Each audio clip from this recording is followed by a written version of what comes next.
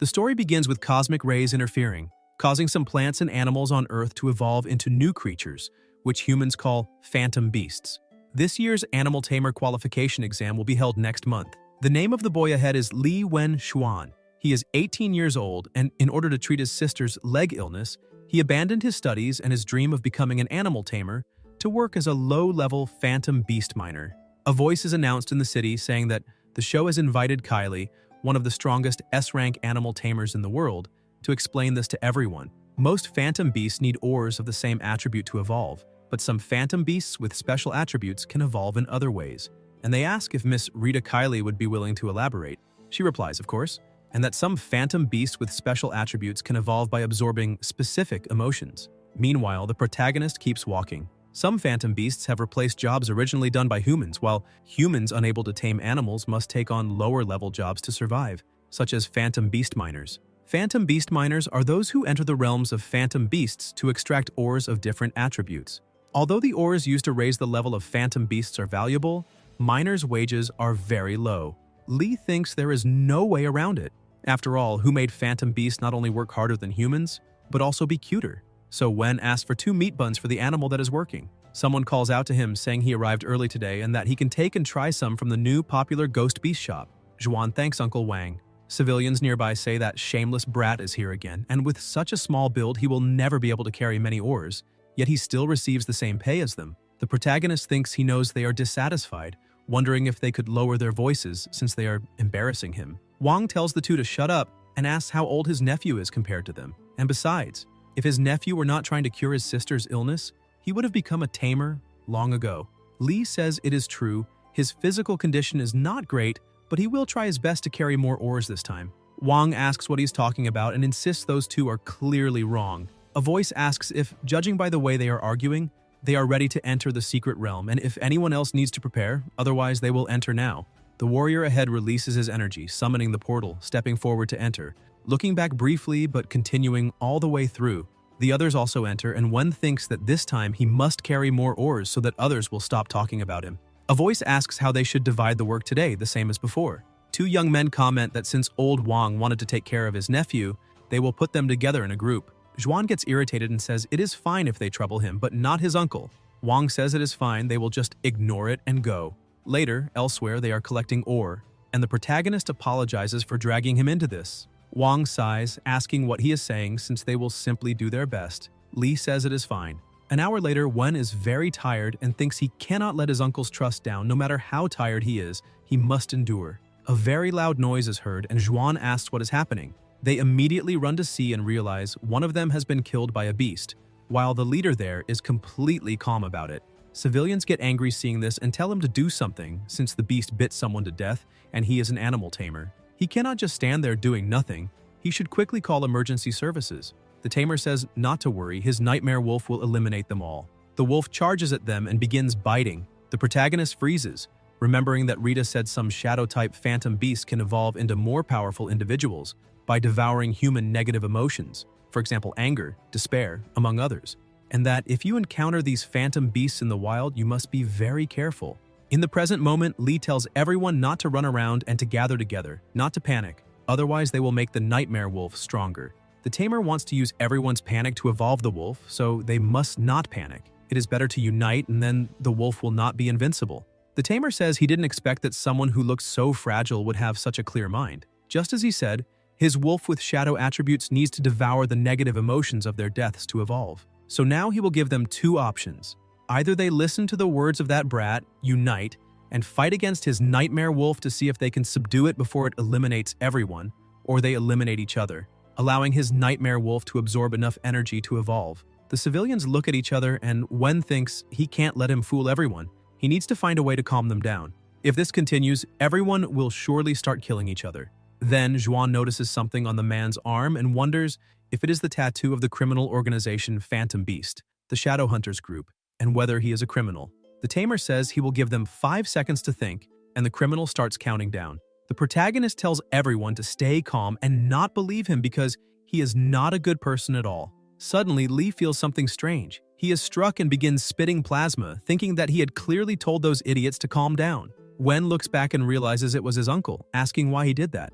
Trembling, Wang replies not to blame him, that he doesn't want to lose his life either. He says he has already taken care of him so much before, and asks if it isn't right that he'd lose his life for himself today, since he has a wife and children at home while Wen has nothing. He says he doesn't want to fight the nightmare wolf. It is impossible to win against phantom beasts, and so he would rather live for himself and his family. Zhuan calls him a bastard, and the protagonist turns to punch him, but is hit first and falls to the ground, calling them all a bunch of bastards. Everyone looks at him lying on the ground, but they keep attacking each other. The tamer says it is wonderful that the nightmare can quickly absorb these negative emotions and reach the next stage. The criminal continues watching them fight, very excited, thinking he never expected that the energy produced by them killing each other would be even greater than if he killed them himself, and that it truly is wonderful. Later, in the same place, after many civilians have been killed, a few survive. Wang asks if they themselves survived. Li, lying on the ground, severely injured, asks his uncle what they should do.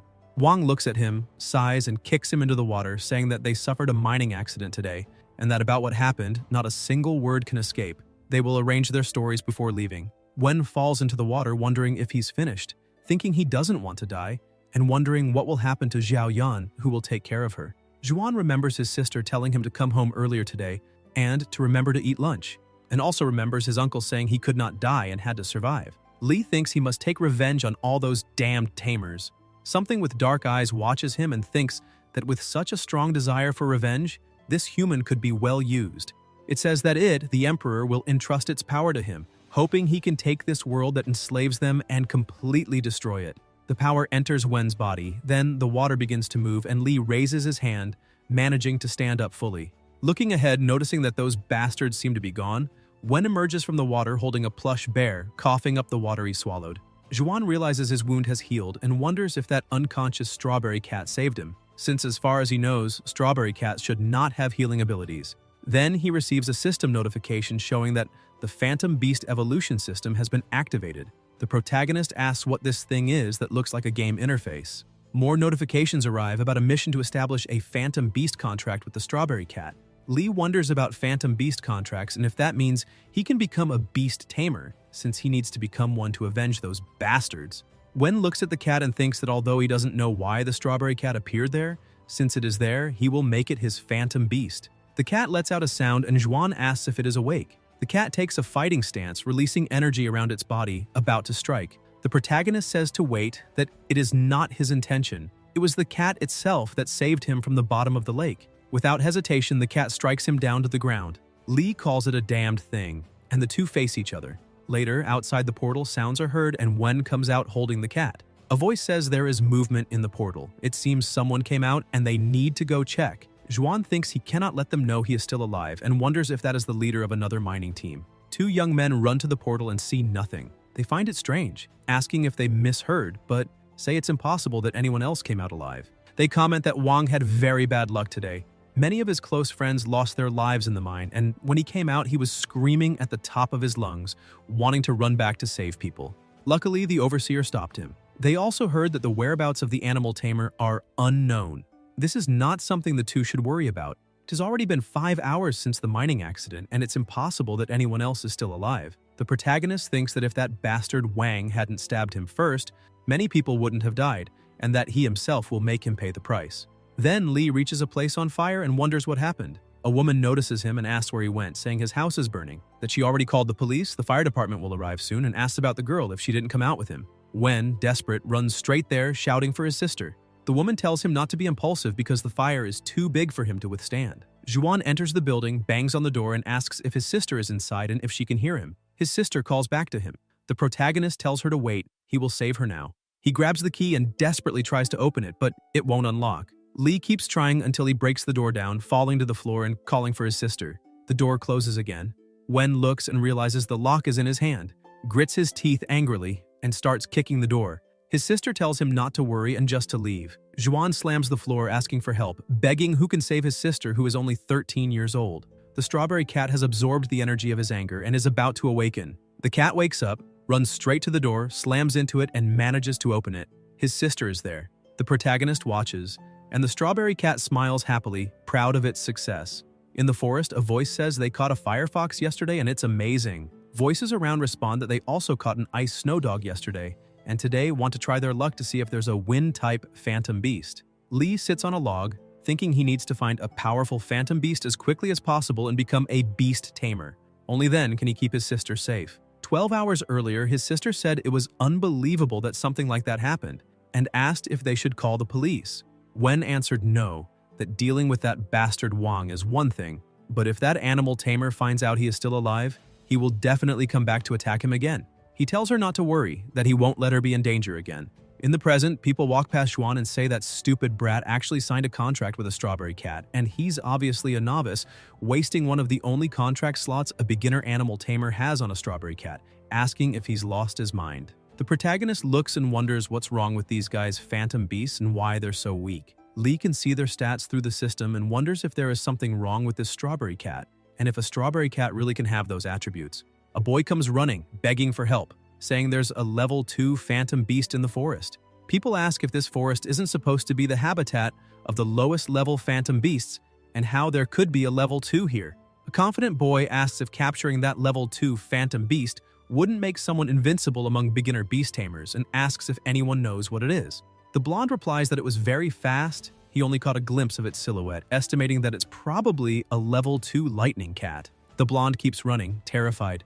Wen thinks it's better not to get involved in this mess. He doesn't want to go through something like the Wang incident again. Xuan calls his animal to catch phantom beast with him. The strawberry cat growls, and the protagonist thinks that first, he needs to find a phantom beast that will fully listen to him, and tells it to stop eating because it's time to work. Later they walk, and Lee tells his animal not to run around because even though this is a low-level phantom beast secret realm, it's still very dangerous. The cat ignores him, and one wonders why he always feels like this cat needs a beating. Then he comes across threads across his face and looks in shock to see it's a spider. It jumps to the ground, and the protagonist panics. He checks its stats and thinks something isn't right. Sweet spiders have extremely gentle personalities. So how exactly did he provoke it into fury? Could he have stumbled on something just now?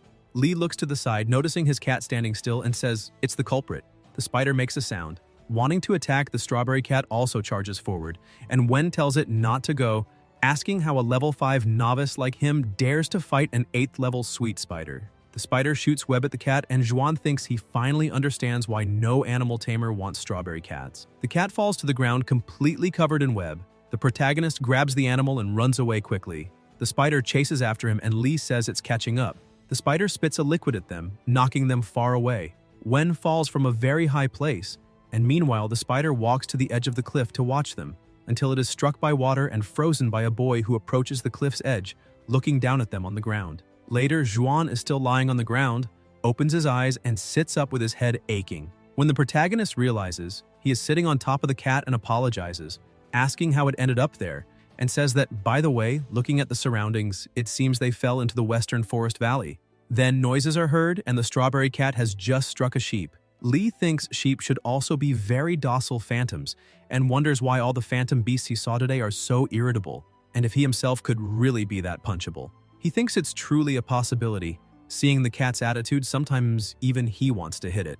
Wen approaches the sheep and notices it is still unconscious, and wonders if it still shows signs of rage. He thinks that's wrong. If it's not the problem of the phantom beasts, then something is wrong with this valley. He needs to get out before the strawberry cat also starts having problems. He tells it to follow. Probably they need to get out through there. They need to leave quickly. The strawberry cat turns its back, and Xuan thinks this guy already has a problem, shouting if it can't hear that it's dangerous there. Then they come across something, and the protagonist asks if there really is a human building there, and if the cat brought him there on purpose.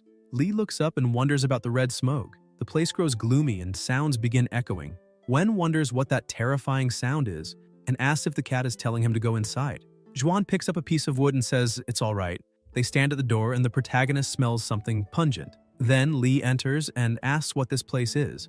Around them there are several cages, and in one of them there is a badly injured ice dog. Wen asks how it got hurt like that and asks the cat if it can break the lock. The cat breaks it, and Xuan thinks that at least this guy finally proved useful. The protagonist strokes the dog and asks if it's all right.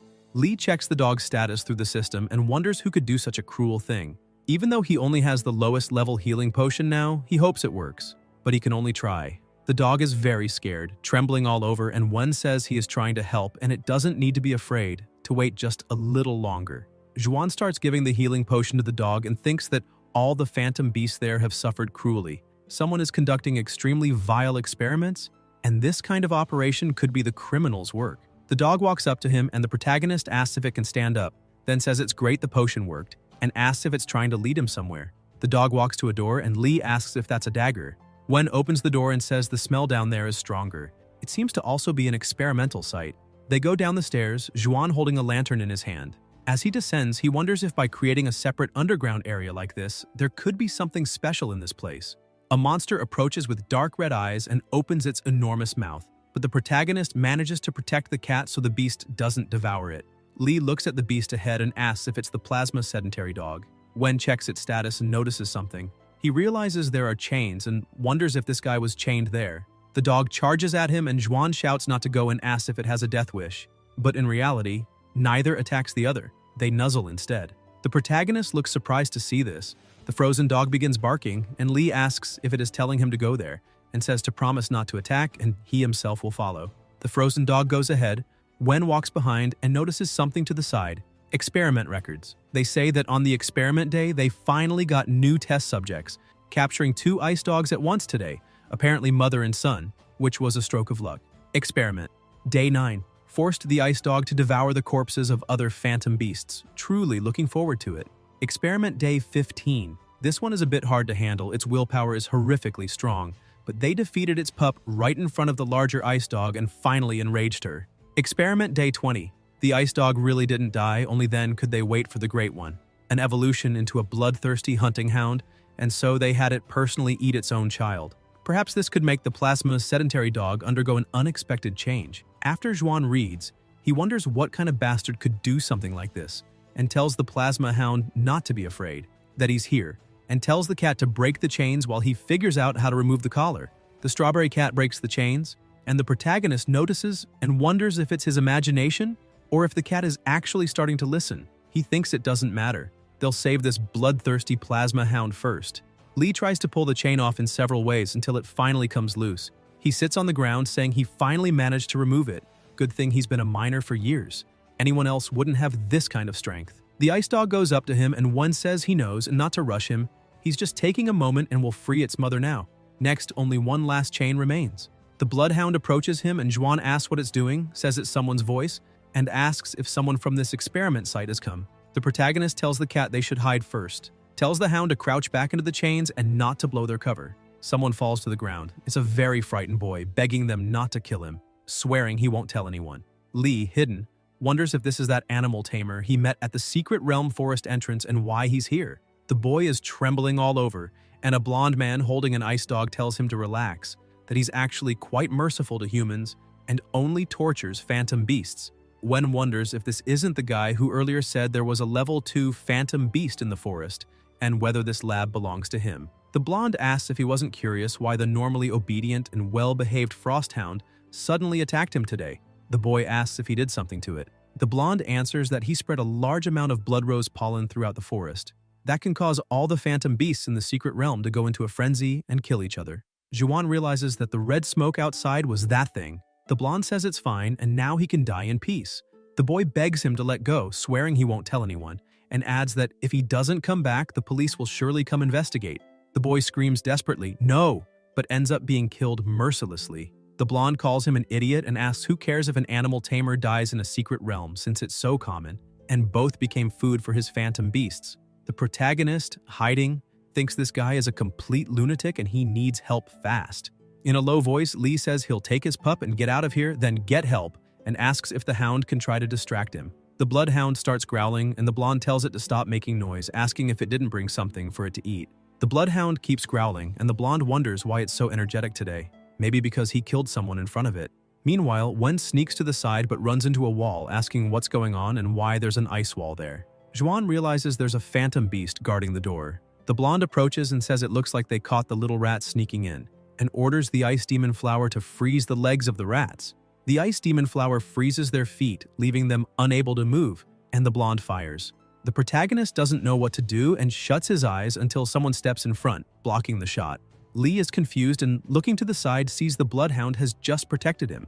The blonde wonders how it got out, and the criminal remembers the broken chains and calls him a bastard, asking if he knew this crazy dog would bite them all to death and what he did. Wen smiles and says his chance for revenge has come. The bloodhound opens its huge mouth, letting out a deafening roar. The blonde orders the ice demon flower to shield him, but the bloodhound devours it before it can even move. The blonde calls it useless trash. The ice binding Zhuan's feet breaks, and the protagonist thinks the ice is dissipating along with the ice demon flower's consciousness. The blonde starts trying to open cages, shouting for all of them to come out and kill that crazy dog. The beasts come out, taking fighting stances, but the bloodhound, with just a few strikes, already throws them far away. The two that remain begin trembling with fear. The blonde orders the snake to go, or else he'll make it wish it were dead. Then the last two charge at the hound.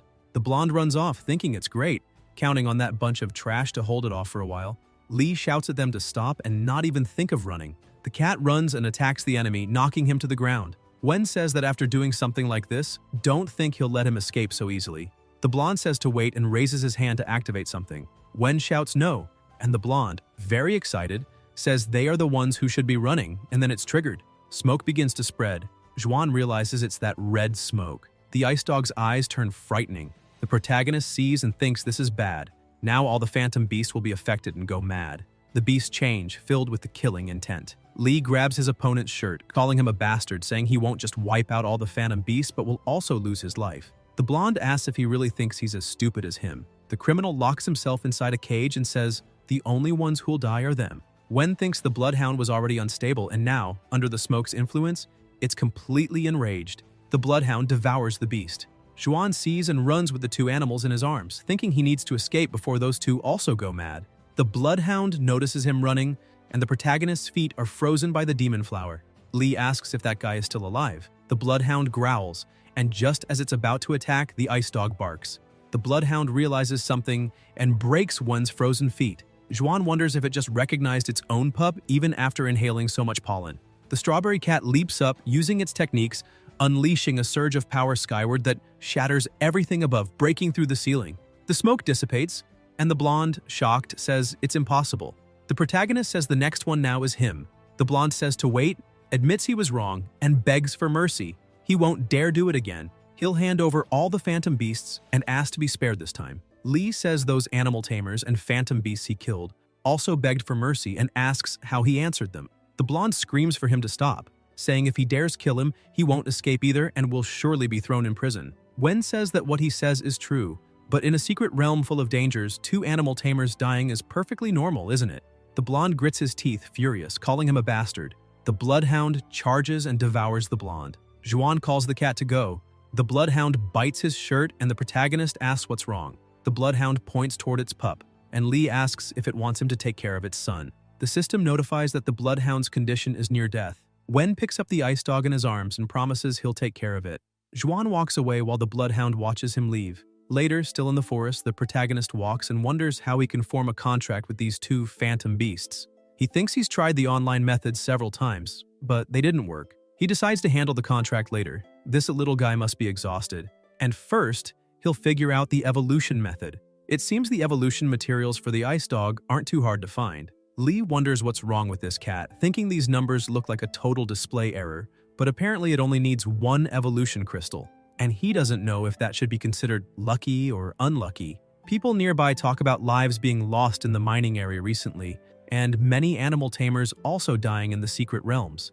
Wen thinks of the mining area and goes up to two young men talking, asking if they could take the trouble to explain the details of what's happening in the mining area. They answer yes. In another area, a giant beast is chasing people and devouring them mercilessly. That beast is being controlled by the tamer from before, who says good thing he didn't kill him the first time, or else where would he find such an obedient dog as him? Wang says he'll do anything for him. The criminal says he already helped him kill more than 10 miners. His nightmare wolf once again reached its advancement limit. Wang replies that it's what he should do. The tamer says that's why, based on his performance, the organization has allowed him to reward him with an extra phantom beast. Jiangguo gets very excited, saying it's an honor, and asks if he can also become an animal tamer. The criminal replies, of course, and that he already said the organization won't mistreat anyone who contributes fairly. Wang thanks him, and the tamer tells him to dispose of the miners' bodies. They need to bring more people tomorrow. The next day, in the forest mine, Jiangguo sees someone in a hood, walks over wanting to talk to him. The protagonist realizes it's his uncle, and Wang says that judging by his clothes, he must be new. He introduces himself, stating his name and also saying he is the leader of this mining team, that he'll have to trouble him to take care of everything today until Lee notices something. Someone approaches and asks how he can be so rude to Foreman Wang. This is Chen, who says she will also be going under Foreman Wang's command today. Wen thinks this woman is crazy and wonders why the team would go against child labor rules saying minors aren't allowed in the mines. Chen, irritated, says she is already an adult. Wang steps up and tells everyone to get ready, that they are heading to the mine. Chen thinks this mine is where people keep dying and that she needs to uncover the truth behind the deaths. Only then can she hold her head high in the team and stop those guys from looking down on her. Zhuan wonders if this is also her first time mining and says her expression looks very tense. Jiang tells them to head out. They begin entering through the portal and the protagonist thinks he's back here again and hopes it isn't what he suspects. Wang says what he's holding is fire cloud ore, which they will be mining this time. Afterward, everyone can split into groups, at least 2 people per group. If an accident happens during mining, they should call for help immediately. Now, let's get to work. People start forming groups. Chen is left out. Lee notices and asks her, if no one wants to team with her, what she thinks about mining with him instead. Chen asks who said no one wanted her since she's very strong, and says she thinks he's the one nobody wants. Wen says if she's unwilling, he'll just ask someone else. Chen pulls him and says it's fine. She'll help him this time. He just better not drag her down. Zhuan looks at her and asks if this is her first time mining. Chen admits it is, but says he doesn't need to worry. When it comes to endurance, she's pretty confident. The protagonist says that's not what he meant. He only wanted to remind her that it's better not to get close to Wang and that she should try to stay away from that man. Chen asks what he means by that and if he knows something. Lee replies it's just advice. Whether she listens or not is up to her. After mining for quite some time, Chen wipes her forehead, very tired. Wen says it's more exhausting than he imagined. A very loud noise is heard. They both look back and run to see what happened. When they arrive, they find a huge crystal ore. The civilians are shocked, saying they're rich. A man nearby says he was the one who dug it up, and that he'll keep the largest share when they divide the money. His partner says this time he's struck it rich. An ore of that size could sell for at least 5 million. Liu smiles and says when they finish the job, he'll treat everyone to a good meal. Wang thinks all that ore is his anyway, and luckily, that animal tamer had to prepare evolution materials yesterday and won't be coming today. Otherwise, such a huge ore would probably fall into his hands. If he simply kills this person and takes the ore for himself, in the future he could become even stronger than that animal tamer. Liu says according to the rules, he himself gets 6 shares. 1 share goes to the mining association and the 3 remaining are divided among everyone. Jian stares at him and says he's right. Then Wang draws his blade and slashes his throat, spraying plasma everywhere, and Liu's body falls to the ground. The people look shocked, saying he killed someone and ask what's happening. Jian says today this ore belongs only to him and asks who agrees and who opposes. The protagonist thinks since he stopped acting human at all, there's no need to blame him. Someone shouts Wang's name and he wonders how the police got in and if he's been exposed. Chen aims her weapon and tells him to drop his weapon right now. The people feel relieved seeing there's a police officer.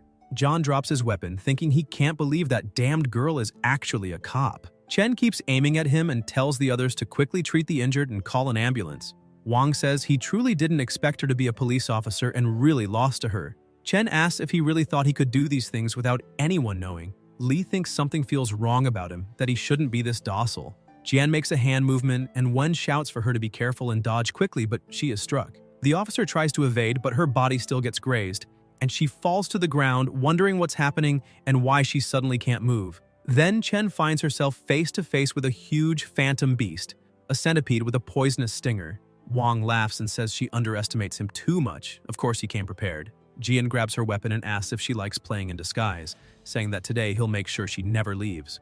The policewoman tells everyone to run, but Wang says for everyone to stop, and if anyone dares run, he'll shoot immediately. They freeze. Jian says he can give them all a chance as long as they come and beat the policewoman to death. He guarantees he'll let them live and asks what they think. Chen tells them not to believe him. There are only 3 bullets left in his gun, he can't kill everyone, and as long as someone escapes to call the police, he will surely be brought to justice. Wang tells her not to be naive, asking which idiot would step up first and take the bullets, saying that today they will be just like he was back then, choosing to kill in exchange for their own survival. That is human nature. Then the protagonist lands a punch on him, knocking him far away and down to the ground, saying it's been a long time, asking if he still recognizes this face. Jian looks and says he really didn't die. Lee asks if he expected this. Wang says that night he tried to burn his sister to death, but the next day there was no news of her dying in a fire, so he figured he probably wasn't dead. And he's tough. He stabbed him 3 times himself, Had those miners beat him with shovels for so long and he still survived? People start wondering what to do, saying not even the policewoman can protect herself. They thought they were saved, but it was all in vain. Jian asks, didn't he warn them that as long as they kill these two, he would let them live? The people, frightened, say he's forcing them to become his accomplices. Wang says that once they're in the same boat, he won't need to kill them. So why hesitate? The people say it seems they have no choice. They raise their weapons. Wen looks back and says, it doesn't matter. Their choice is their freedom after all. The law of the jungle. The men move and Zhuan is surprised. Jian gets angry that they're moving against him, asking if they don't want to live anymore. They tell him to stop this nonsense. They're not so cowardly as to kill a child just to save their own skins, and that he should run and take the girl with him, since this is between adults. The protagonist is still stunned. Wang says since they're asking for death, he won't blame them. Jian aims his gun and says, they'll die, calling them a bunch of disobedient idiots. A strike hits Wang's hand, knocking the gun away. People look, asking what that was. John, injured, asks if he's an animal tamer. It was the ice dog that just struck him. The people are shocked, saying this young man is actually an animal tamer, even at his age. And that's great. Now they're truly saved. Wang, furious, asks how a mere dog dares call him a phantom beast and orders his poisonous stinger centipede to attack and kill those beasts. The centipede releases venom, and Wen orders the ice dog to block it. The ice dog unleashes its own attack, successfully blocking and striking back. The centipede dodges and burrows underground. People are surprised, asking if that insect can really dig into the ground. Jian laughs and says, if he kneels and begs for mercy now, he might consider sparing his life. Zhuan says no matter how much he begs, he'll never spare him. Wang says he doesn't know what's good for him and orders the centipede to kill this arrogant brat. The centipede screeches and appears beside the protagonist, but a strike from the strawberry cat knocks it down to the ground. John is stunned, asking how this is possible. Li asks, didn't he warn him, saying he won't let him go? Wang asks how he can have the two best phantoms. Wen picks the gun up from the ground, and just as he's about to kill him, Chen steps in and tells him to stop. He can't kill him. After what he does, there will be no turning back. She says to leave it to her. She'll make sure he faces the trial he deserves. Zhuan, pinned under her, says he understands, but to get up quickly because he can't breathe. The strawberry cat smiles. The people are relieved, saying it's great. They're saved. They really seem safe this time. The policewoman cuffs Wang and tells him now he needs to come back to the station with her. She asks the protagonist what exactly he's doing and tells him to return with her and explain everything, and that everyone must leave this place now. Then a very loud noise begins echoing. Li says the rock walls are damaged everywhere and fears the mine is going to collapse and everyone needs to run. Everyone starts running and shouting that the mine is collapsing. Rocks begin to fall to the ground, and Chen thinks her body can barely move. She still can't use her strength freely, and then she notices a rock about to fall on her head. Zhuan pulls her aside and tells his beast to help her escape first. He'll follow after. He also tells the policewoman to hurry, that he'll drag Wang out for her. A very large stone falls between them, causing a loud crash, and Chen asks if he's all right. The protagonist replies that he is fine, and for her to go quickly, he'll find a way out. Wang laughs and says he looks like that. Went through so much trouble to bring him down, but in the end, he'll be trapped here to die with him, keeping him company to the very end. Li says once again he will never spare him. He didn't kill him earlier out of mercy, but only because there were too many eyes watching, and now he deliberately stayed behind. Jian panics and asks what he means. Wen points the gun and says it's simply to kill him, and that the recent and frequent mining accidents in the mine's pit were in fact all caused by him, and asks why he did it. Wang replies that he was forced. If he didn't help kill people, someone would expose the fact that he himself had killed people. The protagonist asks if that he mentioned is the animal tamer from that day. John replies that's right, he could help lure him out. Li says there's no need. All he needs to do now is go to hell. Wen shoots at the stone above his enemy, the rock falls, crashing down on Wang. The dust settles, and Zhuan says only when it's his turn does he beg for help, calling him scum. A mist rises over Jian's body, radiating immense pressure. Meanwhile, outside the cave, Chen tells everyone to dig faster. The two are still inside. The beasts are exhausted, until the strawberry cat senses an energy and is struck by it, collapsing. People say that young man's phantom beast fainted, and to move it quickly so it can get some air. They gather around the cat, saying to rest there a bit and not to worry, surely they'll rescue its master. In the hospital, Wen wakes up and asks if this is a hospital. Zhuan notices his two beasts lying on the bed beside him and thinks thank goodness he has them. Otherwise, he might have been buried alive in the mine with Wang. Someone approaches asking if he's awake. The protagonist asks if it's the doctor, but the woman says she'll introduce herself. She is the vice president of the Animal Tamers Association. Lee is surprised and asks if she means the vice of Tianyun City's Animal Tamers Association, Bai Shi. She replies that's correct. Wen asks if she needs something from him. The vice says, of course, and it's about two phantom beasts. They investigated and found he has no animal tamer qualification certificate, nor has he registered with the association. So according to regulations, these two phantom beasts must be confiscated by them. Zhuan thinks no.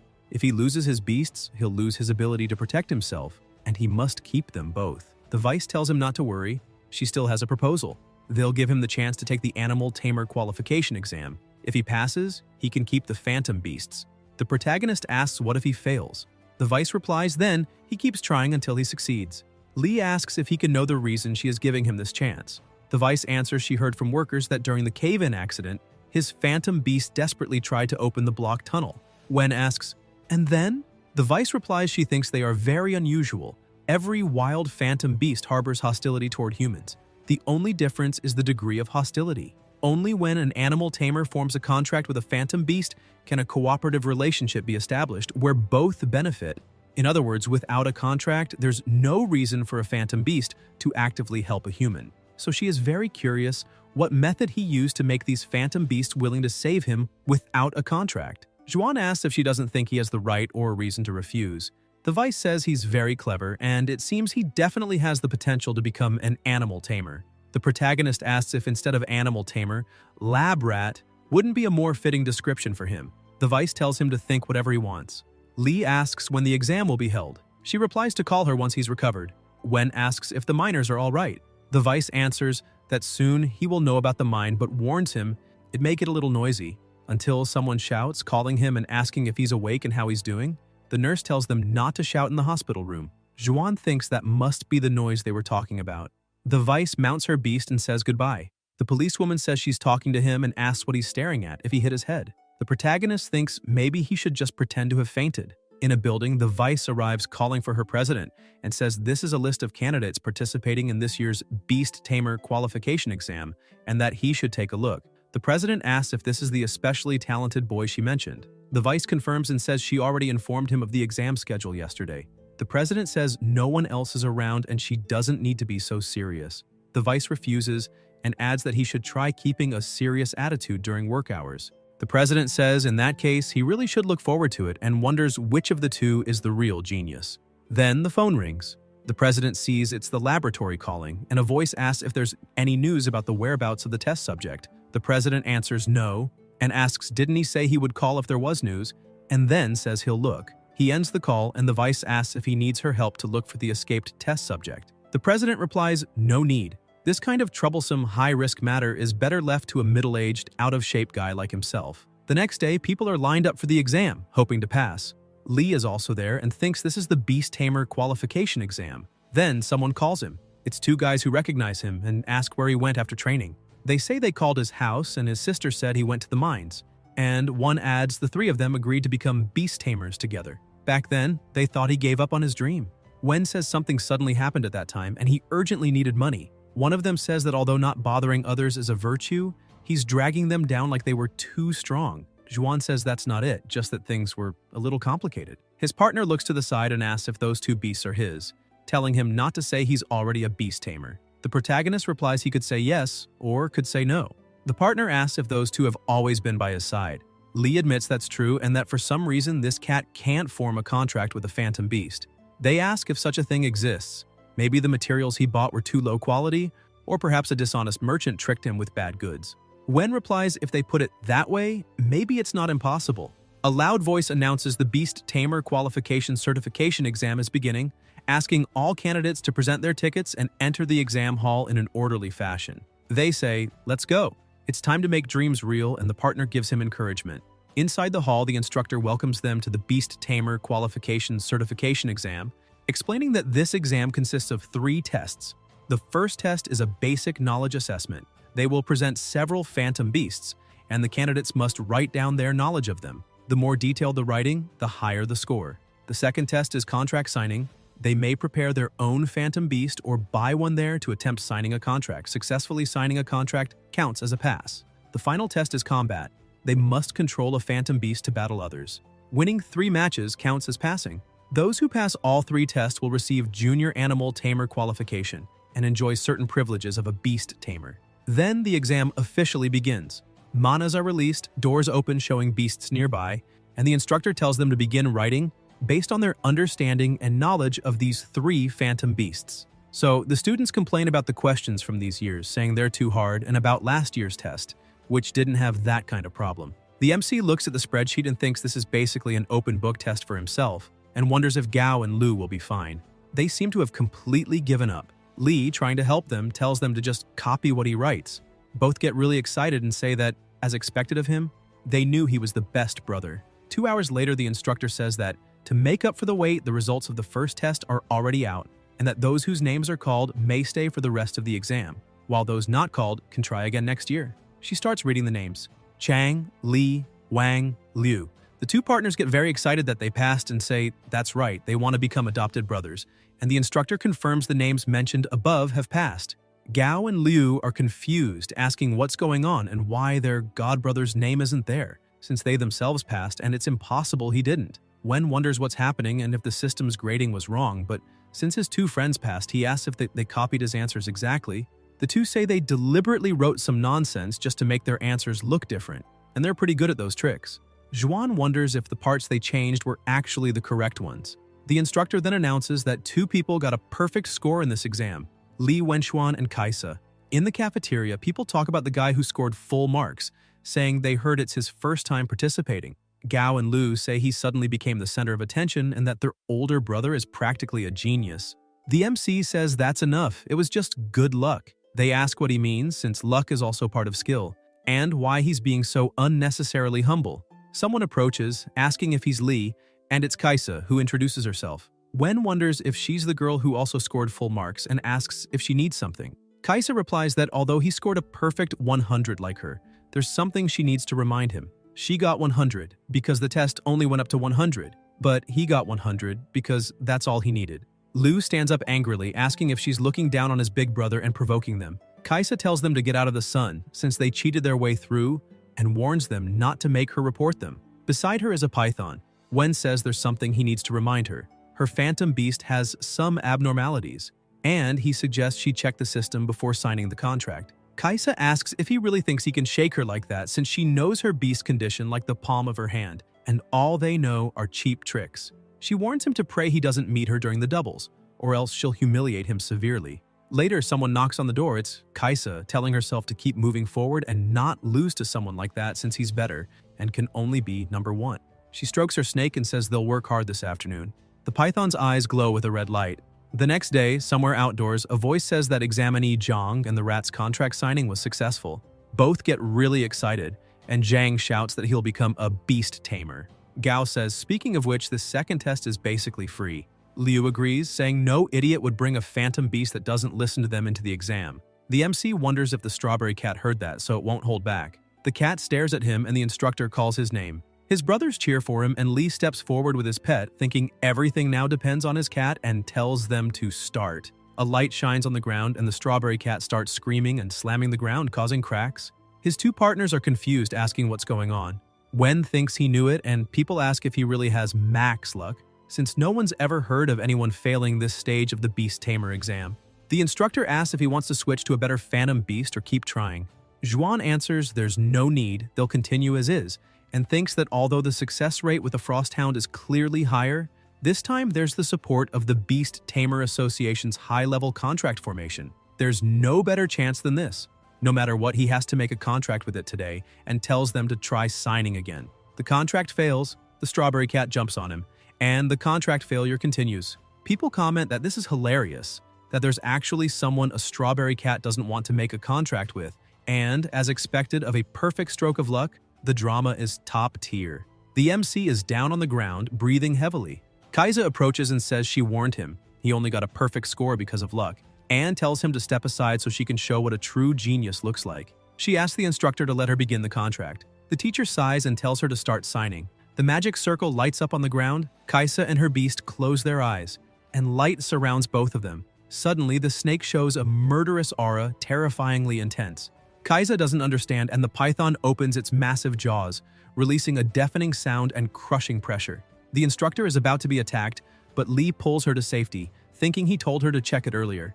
Panic breaks out as people run, asking if this could be Phantom Beast rage. Kaisa rushes toward her animal asking what it's doing, but Wen grabs her arm, warning her not to go because her Phantom Beast is extremely dangerous now. Kaisa insists on being released, saying her Bing would never harm anyone. She moves closer, calling out that it's her. The python stares at her with dark, menacing eyes. Kaisa tells it to calm down, saying she knew it would listen, but the python strikes, throwing her far away. It then stares at her collapsed form and moves in to attack again. Kaisa wonders if she'll die there. She recalls the past when someone asked if she heard that she should learn more from Big Brother. She remembers her mother saying to look at how amazing her brother was, that she had to work hard too. Kaisa thinks about how every day she was told he was incredible, and that if she could just tame a Phantom Beast, she'd surely surpass him. As a child, she tried training her snake, telling it not to rest and to go faster. Back in the present, the python is about to strike, but the strawberry cat intercepts it. The MC asks what it's doing there and tells it to get out. Kaisa calls to him, asking why he's still there. The python rages on, lashing out at everyone while the cat fights it. Lee commands his pet, telling it exactly what to do, and the cat obeys. Kaisa can't understand. How can a cat with no contract obey his orders? Wen continues directing his cat, telling it to strike the weak point and punch its belly, and the strawberry cat follows through. The two beasts clash while the instructor watches. Two boys arrive, saying they received the alert and came to help. The instructor thanks them for buying time and leaves the rest to them. They say they'll take down the ice python quickly and later give the girl another Phantom Beast. Kaisa pleads with them not to kill it, insisting this isn't who she is and there must be another reason. One boy says it's impossible. No one can safely control a Phantom Beast in this berserk state. Zhuan argues that if they can't save it, they should at least stop trying to kill it. The beast is in pain, not just a broken tool. He asks if they still see it as a living being or just want to throw it away, vowing to do everything he can to stop them. One boy scoffs, calling him a brat who hasn't even signed a Phantom Beast contract and demanding to know who gave him the right to talk nonsense. The MC tells his cat he believes it wants to save too, and if it feels the same way, then it can't resist his contract. The cat looks at him, light radiates from both their bodies, and the strawberry cat roars. The two boys are shocked, asking how this is possible, how a contract can be formed under these circumstances. Smoke dissipates around the cat as the snake charges again, but the cat blocks it. Later, in a room, the vice president asks what exactly happened. The young man explains that student Kaisa's Phantom Beast went berserk during the contract signing. The details are in the report, but the cause is still under investigation. She asks how it was resolved, and he replies that the examinee commanded his own Phantom Beast to defeat the berserk ice python. The vice then asks if Kaisa is out of danger and wonders why her beast suddenly turned on her, if it might be connected to the Phantom Beast that escaped. She says she understands, dismisses him, and tells him she has something to discuss with the boy. The young man acknowledges and thinks that this kid, having a private talk with the vice, will probably soar high, and if he had known, he never would have offended him. The young man leaves the room. The vice president stands up and approaches the examiner, telling him he really manages to surprise her every time. Considering the skills he demonstrated during the exam, giving him only a junior beast tamer's certificate seems a bit low. The MC says it was just luck, but the vice tells him not to be so unnecessarily humble. Keeping calm and solving problems in that kind of sudden, chaotic situation is not something that comes from luck alone. She says this is the highest qualification certificate she can grant within her authority, and if he wants to go higher, he'll have to take the exam somewhere else. Lee is surprised, and the vice adds that with his abilities, she believes it won't be long before he can consider taking the senior beast tamer exam. Since he's now an official beast tamer, she has an important mission for him. Elsewhere, sticks are smashing glass objects into pieces. Men with clubs are destroying everything around. A boy thinks that the Phantom Beast of that girl didn't die, and if he had known, he would have used more poison. He also wonders who exactly is the tamer of the strawberry cat, because to subdue an ice python in berserk state, if he had known earlier, he wouldn't have gotten involved in this mess. His partner approaches, calling him boss, and says that everything that could be destroyed has been destroyed. The boss says that's fine, and they'll retreat. Suddenly, someone appears in front of them, telling them not to be in such a hurry to leave. The boys are startled, asking when he came in and who he is, smiling like that. One of them pulls out his weapon, saying not to waste time talking and to leave no survivors. The mysterious figure remains unharmed after being shot. They stare, asking how that's possible if he's not human. Then they claim he must be wearing a bulletproof vest and acting mysterious. When the boy tries to attack, the mysterious person blocks it and says the answer is wrong. A beast is summoned and strikes the boy. His companions panic, asking if it's actually a dark-type Phantom Beast, and beg him to spare them, promising to obey completely The mysterious man asks who gave them orders. The boy says if he reveals that, he'll definitely lose his life. The man says since he'll be finished off anyway, he won't force him. The boys thank him, but the tamer says he's very good at getting answers from dead men. The monster moves in to attack them. They panic and say they'll talk. Attacks follow, and then, with all the boys lying on the ground, the tamer stretches his hand over one of them, saying he'll see what's left of his memories. He closes his eyes and begins to read them, seeing a beast and a blonde young man saying he caused some trouble for himself during the beast tamer exam. The bigger, the better. The tamer thinks, got you. Somewhere else, the MC asks if this mission isn't a little too difficult for him. The Vice says not to worry. Since he's reached the intermediate level of beast taming, it's time to tell him some things only intermediate tamers know. Lee asks things only intermediates know? The Vice explains that in the past everyone dreamed of becoming Tico, but in the world today everyone dreams of becoming beast tamers and asks if he knows why. Wen answers that it's because beast tamers have status and phantom beasts. It's really cool. The Vice says no. It's because becoming an intermediate beast tamer means the rules of the old world no longer apply to him. For example, no matter how strong a human is, he cannot withstand a bullet. That's just common sense. Zhuan asks if that's really it and if intermediate-level beast tamers can withstand bullets. The Vice explains that intermediates, through certain techniques, can make phantom beasts take damage in their place. Soul Link is a secret art of beast tamers that only intermediates can cultivate. The tamer links his soul with the phantom beasts. During this art's effect, any damage the tamer suffers is transferred to the beast. As long as one side isn't finished, the other won't be finished either, no matter how much damage it takes. In another place, girls comment that the boy nearby is already a beast tamer at such a young age, calling it amazing. The boy is sitting when someone approaches, asking if his phantom beast is hurt. The boy replies yes, his phantom beast is right there. The tamer says it looks like he's very suited for this job of walking dogs, and that he'll look for him next time. The boy thanks him for the sponsorship. The girls watch and ask if he's just a stinky college kid walking a dog and why he was pretending to be all high and mighty since, from the way he acted before, they thought he was something special. The boy wonders what the problem is with walking dogs for a beast tamer. After all, just one trip lets him add 2 girls, and that's great. The girls also comment about the guy next to him, saying there's no way that guy could also be a dog walker, and at their age, it's impossible they're real tamers. The boy notices the MC walking by with his strawberry cat and thinks he knows he's one of them. A top-quality student from a first-class university, yet he couldn't even pass the beast tamer exam. Lee tells his cat to sit down there, and the boy comes over saying he's also a dog walker and asks how much he earns per walk. Wen is confused, asking about dog walking and pointing out that this is clearly a cat and asks if he's blind. The boy says he doesn't get it and explains that he must be a newbie. People like them, who temporarily take care of phantom beasts for tamers, are commonly called dog walkers. Wen replies that he doesn't need it and to call him later if he does. The boy says he's acting like a beast tamer, but everything is just scraps he's played with. Everyone knows that at their age it's impossible to be a real beast tamer, so he shouldn't try that on him. A car approaches. It's the vice president, apologizing for making him wait and saying she was delayed dealing with other matters. She calls him esteemed intermediate beast tamer and tells him not to mind. Xuan thinks she's teasing him.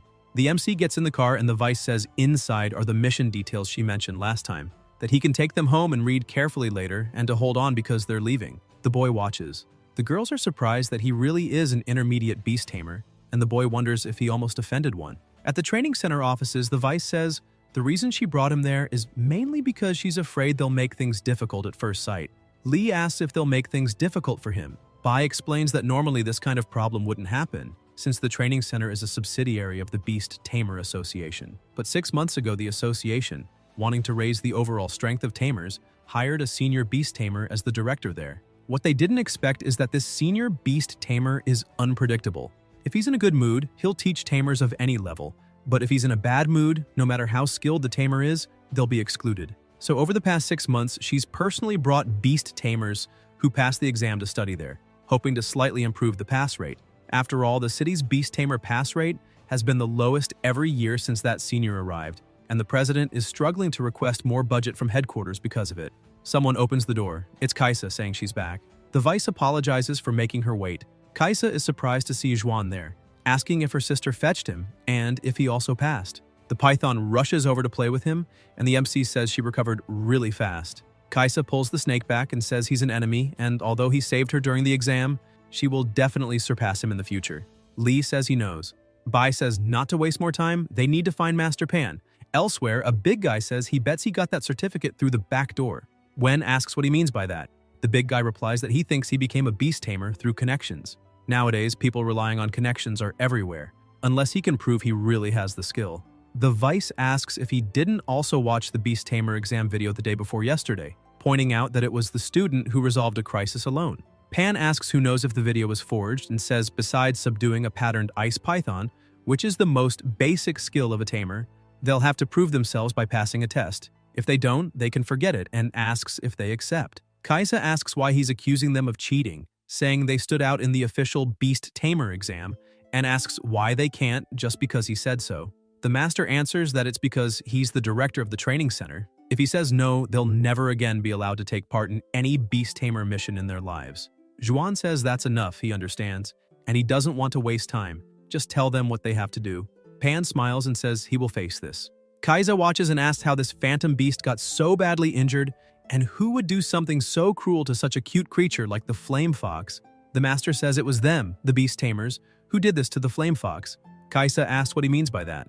Pan explains that she's there to learn the secret art of beast tamers, the soul link. After learning it, they begin taking phantom beasts on dangerous missions, forcing the beast to suffer the damage the tamers themselves should have taken. When the beasts reach their limits, they're abandoned and replaced with stronger ones. He asks if they dare face this, the heavily wounded flame fox. He adds that it's extremely hostile toward humans now. He himself barely managed to get close, and if they're not confident, they might as well go home and play house with phantom beasts. The MC examines the flame fox, checks its data, and thinks he can see the poisoned status. He wonders what mutation means, and asks what Pan just fed it. The master asks how he knew he fed it something. Lee says to stop messing around and speak up, or the fox's life will be in danger. Pan replies that he only gave it a piato fruit for nutrition, and asks how that could be life-threatening. Wen thinks that dragon fruit is commonly used to feed fire-type beasts, and wonders why the flame fox would have such an adverse reaction. He asks if its injuries were caused by ice-type attacks. The master asks how he knew that and explains that he knows you can't feed a fire-type meal right after ice damage, so he waited until the frost wounds had subsided before feeding it. Zhuan thinks that's true. The abnormal status no longer shows anything related to ice, but it's still reacting badly, so there's another possibility. It must have been attacked by both ice and poison attributes at the same time. Under the interaction of the two, the poison is still spreading with the ice attribute. Pan is surprised and says he's never seen such a rare case. The MC says that rare or not, this is the most reasonable deduction. He also realizes that since the poison status carried an ice attribute, it triggered the berserk state. Everything fits. He asks the system if there's a way to save it. The system shows what to do and the required ingredients. Lee lists them: 600 G of black maple fruit, 120 G of green bamboo marrow, 200 G of silver frost grass, and a high-quality frost crystal. If he wants to save the flame fox, he has to prepare exactly those ingredients. The master asks if he really has a way to heal this beast. Wen says he'll save it. Later, Zhuan is cutting ingredients. Pan starts to say this creature is trying when Kaisa interrupts, asking if it's some kind of food therapy. The MC says it's ready. The master asks if it's even edible and not poisonous. Kaisa says he must be clear, giving the wrong remedy could kill it. Lee gives the preparation to the fox, saying it's already like this anyway, so she should trust him just this once. An hour later, the fox is vomiting, and Pan says it's been throwing up for an hour. It looks worse. Wen insists he checked. The ingredient amounts and steps were correct. There shouldn't be a problem. The master scoffs, shouldn't be? Just then, flames burst out behind him. Pan looks back and asks what's happening. Around the fox, intense flames erupt. Zhuan watches and tells it to embrace its new life. The fox changes form, evolving into an ice fox. The master watches and asks if that's evolution. The MC congratulates it for recovering and thinks that with the system's help, he might be able to evolve any phantom beast into a higher form. He declares he saved the flame fox successfully and asks if he passed the test. Pan wonders about the test, asking if this kid even realizes how incredible what he just did was, and if he's still worried about the test. He thinks diagnosing the illness, creating an antidote, and simultaneously evolving the beast. This is something even high-level beast tamers struggle to achieve. He admits he judged him wrongly before, and since he passed the test, he'll naturally teach him the secret art. However, he warns him, if he ever dares to deliberately harm phantom beasts just because he can cure them, he will absolutely not forgive him. Then he says no more words are needed and he'll now teach him the secret art. Lee feels something, and it's the ice fox pulling him. Wen doesn't understand and asks if there's something more. The fox licks his face as a form of gratitude and Zhuan says it's fine. Kaisa wonders if this guy really tamed an ice fox, and if an ice fox would truly take the initiative to approach a human. The MC says that now that she's fine, he'll be leaving. The ice fox lowers its head, and Lee gets smacked by the master, who calls him a bastard and says the fox wants to go with him, asking if he hasn't noticed.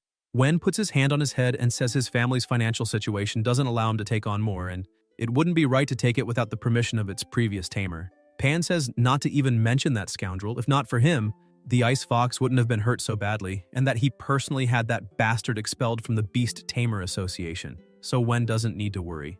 Besides, with his current family finances, how could he afford to adopt a fox? He then asks about the strawberry cat, saying that leaving the ice fox aside, strawberry cats are easy to raise. You can just feed them leftovers. Zhuan says that actually he also has an ice hound at home, so things are really a bit difficult. The master says that no matter what, ignoring the feelings of a phantom beast is cruel and he won't allow it. He then asks what Wen thinks about coming there every week to help treat injured phantom beasts, and says he'll pay him. The MC gets excited. Somewhere else in a building, the Vice is on the phone saying this was not what was agreed at all, and that no matter how talented Lee and Kaisa are, they cannot directly participate in military operations. She asks if, besides that, didn't the military say before that they could simply observe from a distance? The director tells her to calm down, that the military was forced into this situation. Ever since phantom beasts appeared in this world, the rules of the world were overturned overnight. All nations, for their own purposes, are constantly capturing, training, and nurturing increasingly powerful phantom beasts. As long as they remain in the lead, they can guarantee their own safety. But the situation is urgent now. If others take the lead, then there won't be much control over what will happen. Still, she doesn't need to worry. The military will do their best to guarantee the students' safety. But they also have their own duties to fulfill. Elsewhere, many people are gathered with their beasts. Wen watches and thinks these people truly deserve to be called elite genius beast tamers of the province. The MC looks around and thinks that each of them actually has 2 phantom beasts, and each one is at least level 2 or higher. A vehicle approaches, everyone looks and comments that it's really a military vehicle, and they had only seen one on TV before. The door opens and a young man steps out. People also comment that this instructor only looks a bit stronger, since they all got here as elites who have seen the world. The 2 boys who were talking fall silent when they see the soldier's face. Their expressions change, and they ask what's happening and why their bodies are trembling involuntarily. Lee thinks this is a killing intent, and it seems like he's testing their courage. The instructor smiles and thinks this year's batch isn't completely useless, then says first he congratulates them for having the courage to come here. The mission is to help the military subdue a powerful phantom beast, and these beasts are at least level 3 or higher. To keep them from wetting themselves the moment they see one, he'll conduct a short-term special training before the mission starts. The 2 boys say they're elites who passed the Beast Tamer exam in their respective cities. The soldier says that since they're confident, he'll start with them. They say fine, they'll show their strength, and he might have to excuse them if they can't hold back. They summon their beasts, a centipede with venomous fangs and a fire-horned bull. The instructor calls out the golden lion. The beast leaps from the vehicle, roars, and immediately charges the bull. Then the lion goes for the centipede and easily takes it down. The 2 boys are shocked, asking how that's possible and saying it was defeated in a single strike. The people around can't believe it ended in an instant, and Wen thinks it's actually a level 3 golden lion. The soldier says this monster is just the weakest of the dangers they'll face in the future, and warns them not to think they can easily pass the military test. Anyone without the courage to risk their life on the battlefield should leave immediately. This is the last chance. The military doesn't need cowards. The 2 boys ask if he's kidding, and if he's just sending them to die, then they walk out, saying they're giving up, and people around them start quitting too. Zhuan stays where he is and recalls the Vice saying with complete seriousness that this mission is extremely dangerous, but the military has a technology that could allow his sister to stand again, asking if he wants to try. In the present, the MC thinks he'll definitely pass the test and asks the girl beside him if she's sure she's okay staying. Kaisa asks what he means by that and if he's doubting her abilities. Lee says that's not what he meant. He was just talking about her beast earlier and wonders if joining such intense training now might make it hostile toward her. Kaisa answers that her beast is very obedient and he doesn't need to worry. Besides, speaking of hostility, no one's situation is worse than his. The soldier says that those who remain, he assumes, have already made their decision, and now he'll explain the training plan for the next few days. They are all elites from the various beast tamer associations of the city this year, so he's sure he doesn't need to teach them much about commanding their own phantom beasts. Starting today, he'll teach them how to coordinate better with others to accomplish mission goals. At the moment, there are 12 people left, so they'll form teams of 3, making 4 groups. If anyone is socially anxious, they'll just have to deal with it since he's assigning teammates, but for now they can freely form their own teams. People begin talking to one another to form groups. Juan thinks it seems like there's no one he knows well there. Two boys approach Kaisa, saying they're short one person, and asking if she wants to join them, claiming they're very strong and can protect her. Kaisa refuses, saying she's not interested in trash. The boy gets angry, asking what she just said, and orders his Thunder Rat to teach her a lesson. The Thunder Rat attacks, but it's frozen by the Python strike. Kaisa walks over to the MC and asks what he thinks about forming a group with her, since considering he helped her, if he lowers his head and begs, she might consider joining him. Someone approaches. It's a woman introducing herself as Ji-hee. She says she'd like to team up with him and asks if he'd be willing. Lee asks why and thinks she's very beautiful. Ji answers that when the instructor released the Golden Lion earlier, she noticed he was one of the people closest to the battle, but she didn't see a trace of fear on his face.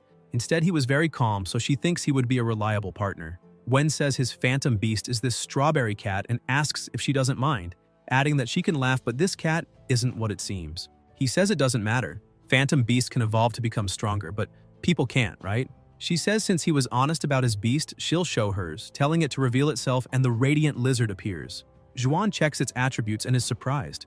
Ji asks, judging from his reaction, if he'll take that as a yes. Lee thinks having a level 2 phantom beast as a teammate will definitely be a big boost to their strength, and says he'll be under her care from now on. Someone slaps his hand. It's Kaisa, saying she was the one talking to him and asking if he's ignoring her, saying he can't just team up with some stranger like that. Wen asks if she means unknown origin, and if they're not all from different beast tamer associations. The soldier steps in, saying since the three of them are so close they can team up. Kaisa asks what makes him think they're close. The instructor asks if they really aren't, and if her phantom beast doesn't clearly like him a lot. Kaisa looks to the side and sees her snake cuddling Wen, and asks if she didn't tell it not to approach the enemy. The soldier thinks involving kids like these in a mission like this is really dangerous, and hopes they enjoy the peaceful moments while they can before stepping onto the battlefield. Later, in a hospital, someone is hooked to an IV. It's a boy. Bai approaches with the director. The boy doesn't understand what's happening and wonders why he can't make a sound. The vice tells him to stay calm. His throat is sealed and his vocal cords are damaged. It'll be very hard for him to speak, so for his questions, he just needs to nod or shake his head. In the military conference room, Bai says this phantom beast is evolving to level 3 by continuously devouring human lives. It must be eliminated before it completes its evolution. Otherwise, the whole city will face a devastating crisis. The director says next he'll explain the military operation plan. According to Liu Xing's intel, the beast's lair is in a cave deep in the mountain range. They need to attack the cave from the front, eliminate everything blocking the way, and finally, either kill or capture the phantom beast in the depths. Members of the Beast Tamer Association will block all exits of the mountain range, making sure the beast cannot escape the encirclement. And he asks if that's acceptable. The vice apologizes for her bluntness, but says this sounds even more dangerous than a frontal assault, asking if these children are really going to do something this dangerous. The director answers that to ensure the safety of the city's people, neither of them has a choice. Bai makes it clear that if things get out of control, she'll immediately withdraw the children. Lu says not to worry. While they bombard the beast with firepower, the young tamer's experience of the mission will feel no different than a top-class outing. In a forest, the soldier tells the students he believes they all reviewed the operation plan last night. The phantom beast is a level 2 Earth type, a giant rockworm residing in a cave preparing to evolve to level 3. Once it succeeds, the entire city could be in danger. For the sake of the people, this mission must succeed. They cannot fail under any circumstances. The vice approaches and asks the boy how he feels about his first mission and if he's nervous. The MC is surprised to see her and asks if she's also participating. Bai replies of course she'll be going with the soldiers straight into the heart of the lair to suppress the beast. She leans close to his ear and whispers not to act like he did during the exam, because this is the battlefield. One misstep could mean life or death, and if he faces a situation he can't handle, he must retreat immediately with the others. Lee says he understands. Later, inside a cave, an energy spreads. People smell it, and the soldier confirms it's real. The vice says, although the giant rockworm is an Earth-type beast, it feeds on carrion. These smells must be from the corpses of slain creatures. The soldier looks to the side, noticing numerous spiders approaching, and starts shooting at them with his squad. They don't stop firing for a second, flames spreading across the spiders. Bai orders the defensive phantom beasts forward to hold the formation and block the horde attacking. The spiders advance and the tamer orders his ice hound to protect the vice. The hound breathes out ice, forming a frozen barrier, and Bai thinks she hopes everything goes well. On the other side, the MC asks what that is. They come across a stone. Kaisa asks if it's ore since she's never seen anything like it before. Ji warns them to be careful, saying anything that clearly isn't natural is better left untouched. Lee agrees, saying they should be cautious. Besides, the military mission is there to protect them. Wen notices something and pulls his partner away quickly. The stone begins shaking violently and explodes. Smoke clears and a beast is summoned. Zhuan covers his face and wonders what's going on, if this isn't the phantom beast the military was hunting, and why it's here with them. He realizes this thing has completed its evolution, becoming a level 3 phantom beast, the Abyss Rock Dragon, Earth type. The beast roars, it slams the ground, releasing scorching flames. The MC shouts for everyone to run since they can't handle it. They all sprint. The monster releases an ear-splitting sound, they cover their ears, and Kaisa complains that the roar of this phantom beast is awful. Lee warns her to be careful as the spider approaches, but her python spits its freezing breath, stopping it. Wen thanks her for saving him. A voice says that the beast isn't roaring, it's calling its companions. Kaisa looks ahead in shock. Ji says it seems it doesn't want to let them out alive. More spiders approach. Zhuan orders the strawberry cat to attack, and the cat leaps forward, slashing through the swarm. Ji notes that while these phantom beasts are weak, there are so many of them, and their purpose isn't to hurt but to stall them until that massive thing in the back arrives. Kaisa's snake keeps freezing spiders, but she warns her partner that if this continues, the python's energy won't last much longer. The MC glances back, seeing the dragon closing in, and says it looks like there's only one path left. On the other side, a giant spider appears. Soldiers keep firing non-stop, but it doesn't even scratch it. The Vice declares they must suppress this Night Veil spirit spider. It's a defensive phantom beast with almost no offensive power, but if they defeat it, they can stop the beast inside the cocoon from evolving. The tamer commands his Thornflower Goblin to restrain its movements. The goblin releases vines that bind the spider's arms. Bai yells to target its back immediately since that's its weak point. The tamer orders his Ice Hound to attack the spider's back. The hound leaps and lands a direct hit. The spider crashes to the ground, eliminated. Soldiers cheer that they did it. The Vice thinks next, once they have the phantom beast inside the cocoon, the mission will be over. Bai goes to the wrapped webs, and when the Vice also touches the threads, a light begins to glow. Soldiers shout for her to be careful, but a huge explosion goes off. Bai stares and asks how that's possible if it's empty. He thinks it's impossible. They didn't stop anything along the way, there was no chance for it to escape. Then they hear a loud noise. The Vice runs, realizing it knew they were coming and made a false cocoon to trick them. It had left long ago to evolve elsewhere. She orders all tamers to immediately rescue the children tasked with cutting off the phantom beast's retreat path. That phantom beast has successfully evolved into an Abyss Rock Dragon. They must protect the children. She thinks of Lee, telling herself nothing must happen to them. On the other side, thunderous sounds echo. The pressure in the air grows heavier. Wen holds his face, thinking his and Kaisa's phantom beasts are far too weak compared to the Abyss Rock Dragon. Unless they strike its weak point, they can't harm it.